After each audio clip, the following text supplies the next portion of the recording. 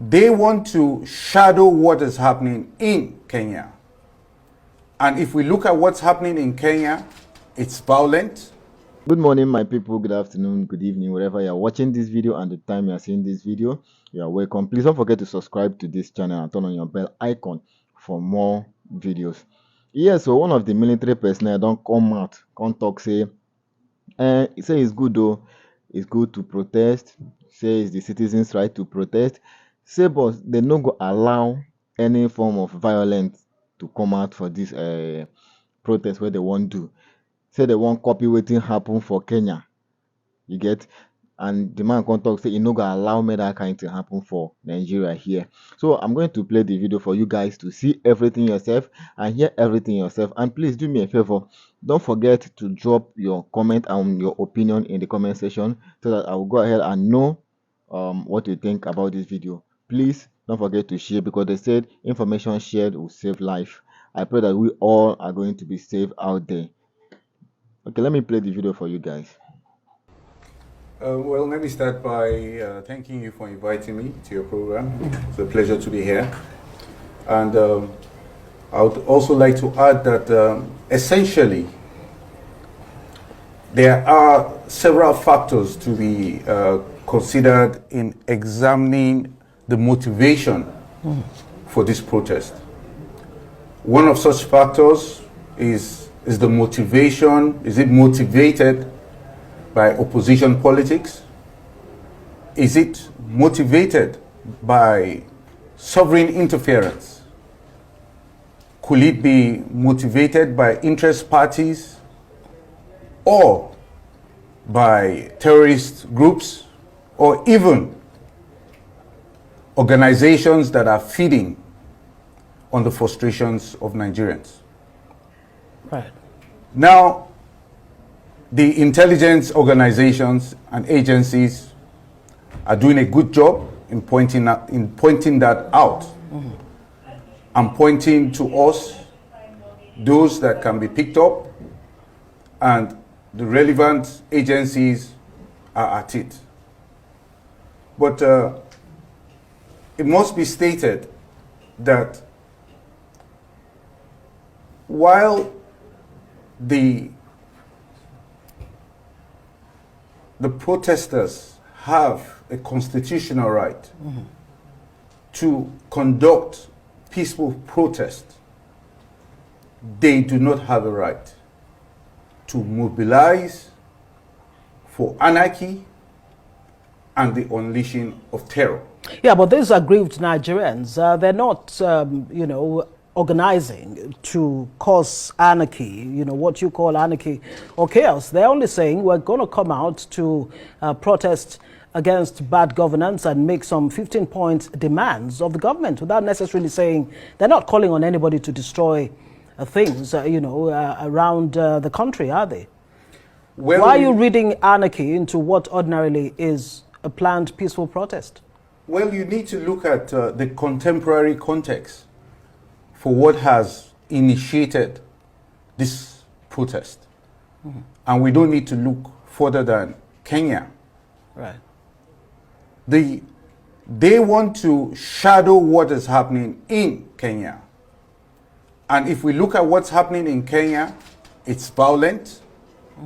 There have been destructions of properties. And we know that for Nigerians, when we copy,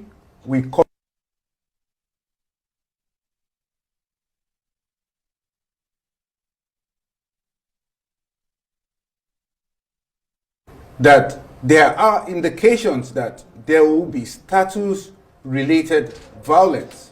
And what do I mean by that? Right. Good. You carry a smartphone.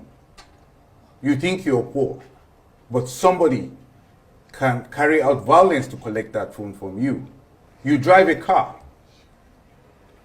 You have properties, you have a shop, you have house. Even as minute as using, I say minute, right, but for somebody else it's luxurious, as using air condition, you will be targeted. And other areas that we found out that will be targeted are worship centers, businesses, markets, and the list goes on. So does the military have any plans to protect and ensure that, you know, these places where you have mentioned, worship centers and what have you, markets, will have adequate protection? What kind of contingency plan are you making as a military to ensure that, you know, I mean, the peace carries the day? Good. Things don't go left. Good. I will say that the Constitution is very clear as to how and when the military gets involved in such situations. There is what is called military aid to civil authority, which involves the deployment of the military in such a situation in support of the police and civil security to maintain law and order. Until we are invited, we don't come in. But for now, what we're doing is carrying out situational awareness to read what's happening in the environment so that at the point, if we are called in, we know exactly what's happening. If you are called in as the military, will you be protecting Nigerians? Or is it the government that you'll be protecting? Or will you be maintaining the role that the Constitution says is yours to play? If we come in as the military, ours is to carry out our constitutional role and responsibilities. Which is? Which is to support the civil authority and agencies to ensure law and order is maintained. And the civil authority and agencies we're talking about here now is the police, because at that point, it is assumed that the police is overwhelmed. And so the military comes in to prevent a state of anarchy and lawlessness. You pointed out the Kenya experience, which is still ongoing. Exactly. Are there lessons there for the Nigerian military to ensure that things don't degenerate? Well, I will say that we have conducted protests in this country prior to now. But this particular one is different. And it is different because there's an atmosphere of hardship. And that atmosphere of hardship, they say an angry man, a hungry man is an angry man. So you agree that the hunger is not politically motivated? The anger is not politically motivated? Oh, you must understand that could it be opposition parties? Could it be terror groups? Could it be sovereign interference? Could it be interest parties that are feeding on the frustrations of Nigerians? Well, Nigerians will be relying on you to give answers to the questions that you've reeled out. I mean, is it terrorists that are behind this? Is it opposition parties?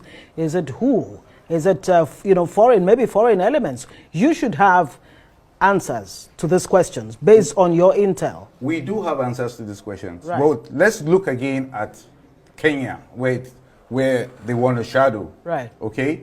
Now we see the Kenyan government has given in a lot, but still the situation is unresolved up to date. We wouldn't want such a situation to happen in our country. And what we're saying is that we need to quench the fire of violence rather than to ignite it.